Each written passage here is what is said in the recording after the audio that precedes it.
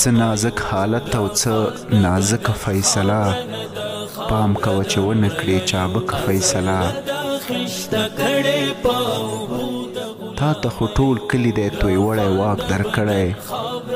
ته به نو بیا کله کړې ملکه فیصله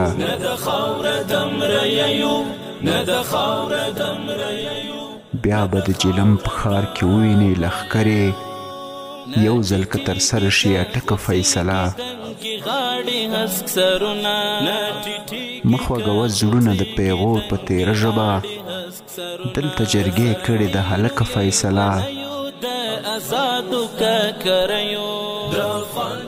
په شخړې په خبرو حل کېدلی شي انسه